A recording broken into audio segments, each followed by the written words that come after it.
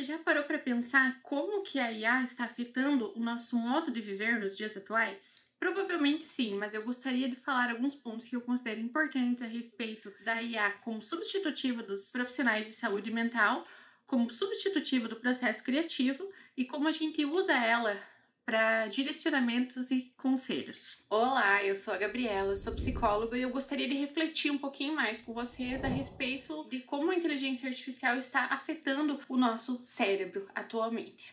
No primeiro ponto, pensando a IA como substitutiva dos profissionais de saúde, para nós que somos dessa área, a gente tem visto muito essas discussões falando sobre como é preocupante as pessoas que estão usando inteligências artificiais como o ChatGPT, por exemplo, para substituir o processo terapêutico. Quando a gente está falando de saúde mental, nós estamos falando de uma gama enorme de possibilidades e de contextos. Não há como nós pensarmos a saúde numa lógica radical de 8 ou 80. A saúde mental deve ser analisada dentro de um contexto, onde a gente só vai conseguir analisar dentro de uma lógica própria de funcionamento. E se a gente olhar para o contexto social de tudo, é muito mais difícil encontrarmos um transtorno. Isso sabemos porque a classificação das doenças hoje leva em conta muito mais pontos específicos que não necessariamente levam em consideração os contextos aos quais as pessoas vivem. Então, se formos pegar, por exemplo, o DSM, todo mundo vai ter alguma coisa lá e todo mundo é doente em algum grau. Tanto que, inclusive, tem algumas doenças que estão lá, como, por exemplo, um transtorno depressivo de alguma coisa que é caracterizado porque acontece durante o período pré-menstrual da mulher. Mas isso faz parte da biologia da mulher. Então, até que ponto isso é realmente uma doença ou é simplesmente uma maneira de funcionar dentro daquilo? Dentro de uma lógica biológica e orgânica do nosso corpo. Todas essas coisas precisam ser pensadas com muita atenção. E uma IA, como ela é alimentada por dados crus, que simplesmente são mensuráveis de uma maneira muito simplista, ela não consegue fazer todo esse serviço. Portanto, tentar substituir os profissionais da saúde que conseguem pensar a partir de todos esses pontos com uma IA que só consegue analisar a partir daquilo que ela é alimentada com, a gente torna tudo um pouquinho mais, talvez, diretivo e fácil. E quando a gente tá falando de ser humano, nada é fácil. É tudo muito complexo e tudo depende muito de tudo. A gente poderia pensar em aplicativos de saúde mental, né? Que não deixam de ser uma certa forma de inteligência, porque são programados e funcionam sozinhos. Estou tirando toda, a importância disso? Óbvio que não. Em até certo grau, ajuda muita gente a conseguir lidar com algumas coisas do dia a dia. Porém, elas podem funcionar bem apenas até certo ponto, porque eles podem restringir a saúde a técnicas e exercícios como se fosse muito fácil lidar com as emoções humanas. E se algumas pessoas conseguem lidar muito fácil com isso e outras não, quanto mais angústia a gente pode gerar com isso, e a ideia de que, porque não conseguimos fazer as coisas como todo mundo, somos, portanto, piores, ou talvez menos capazes de lidar com a vida. É algo a se tomar cuidado também, porque a gente pode criar comparações e um senso de inferioridade que não necessariamente faz sentido quando a gente pensa na maneira como cada um funciona dentro das suas próprias condições. Temos o ponto extra, que é essa questão do sigilo, que para nós que trabalhamos com isso, a gente leva muito a sério essa questão do sigilo, porque nem todo mundo quer ser exposto, não é mesmo? E quando a gente tá falando da internet, uma vez lá dentro, tu pode nunca mais sair de lá. Então, quantas das informações que a gente alimenta nesses lugares estão sendo guardadas infinitamente? Principalmente porque hoje em dia tudo está muito público.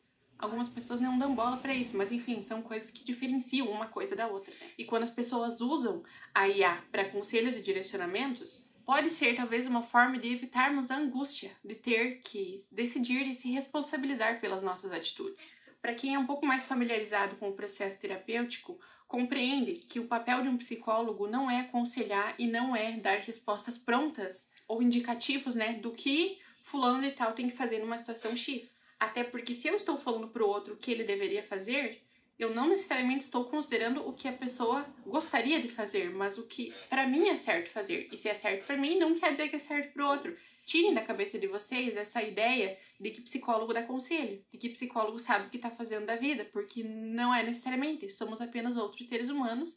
Gastamos ou investimos parte do nosso tempo em estudar algumas coisas que outras pessoas não estudam. Então a gente busca compreender mais, mas isso não quer dizer que somos melhores ou que sabemos mais do que qualquer outra pessoa a respeito de qualquer outra coisa, né?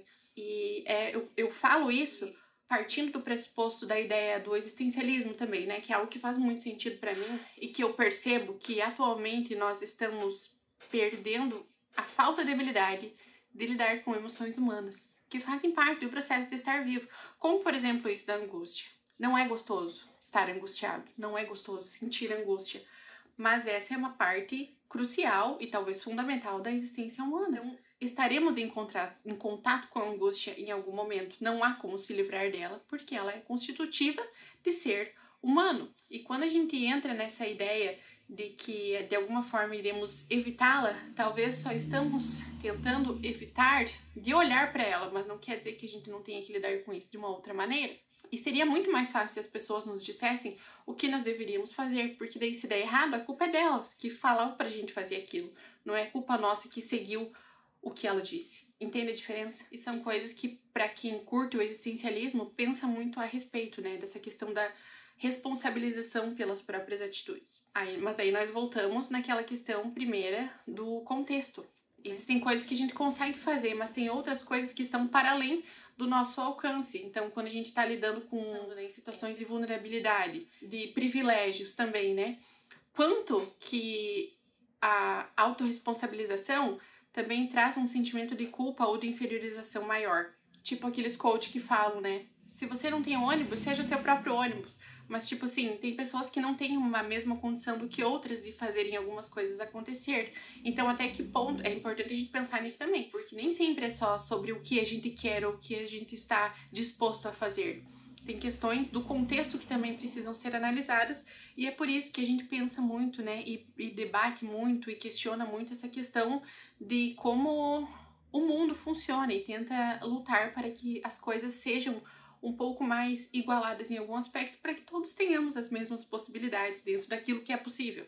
Pensando nisso, sobre ter acesso a um direcionamento muito fácil que nos poupa desse processo angustiante de ter que decidir por si só, é quase como se a IA funcionasse como um estímulo contrário ao aprendizado nosso para lidar com inconstâncias da vida e com os nossos sentimentos. Como se nós pudéssemos não lidar com nada disso e ainda sermos humanos. Mas se todas essas coisas que são complexas, que são difíceis, nos tornam humanos, se pararmos, pensar e vivenciar isso, o que é que sobra de nós? Compreende a lógica de funcionamento?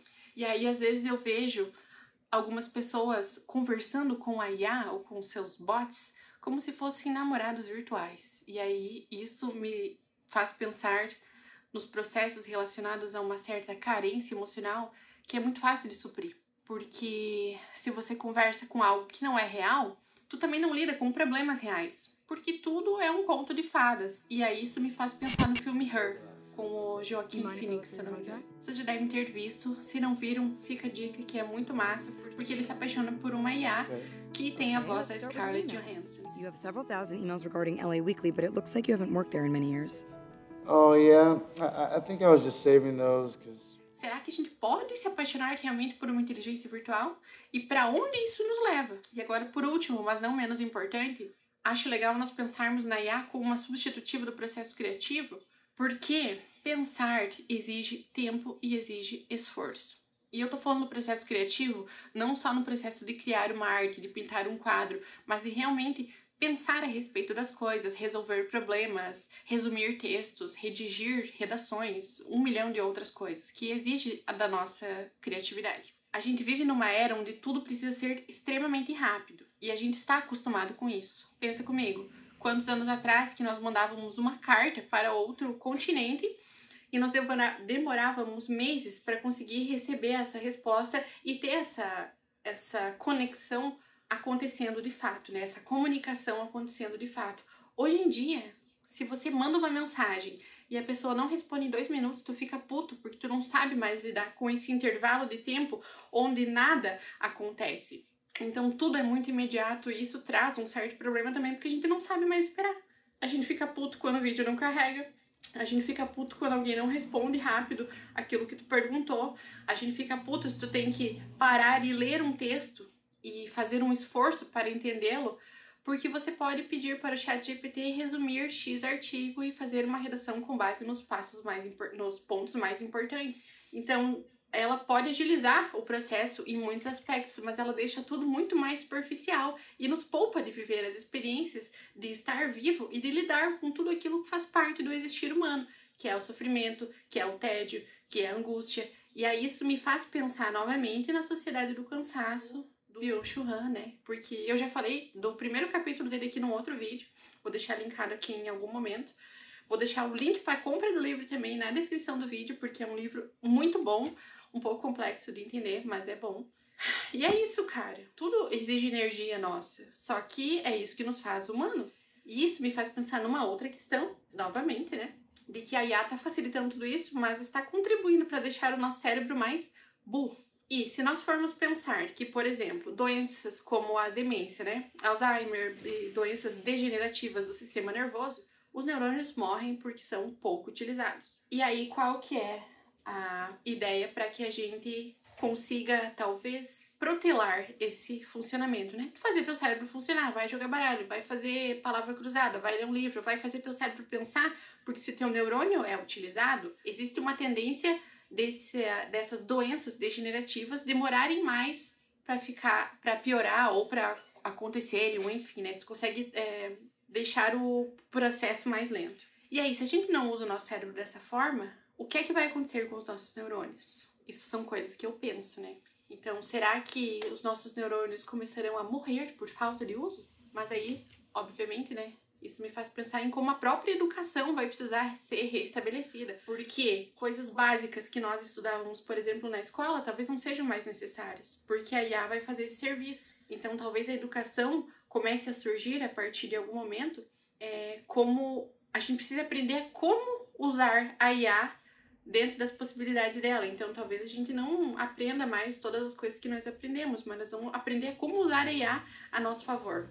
Tu entende como o negócio é uma revolução desgraçada, assim, em tudo? E aí, né, pra fechar a ideia aqui, porque eu já tô fritando e eu não quero deixar esse vídeo tão longo. Ah, mas você é contra a IA? Não, cara, não sou, não. Ela pode ser aliada nesse processo de existir nos dias atuais, mas o seu uso desenfreado e sem cuidado algum pode ser um tiro no nosso pé.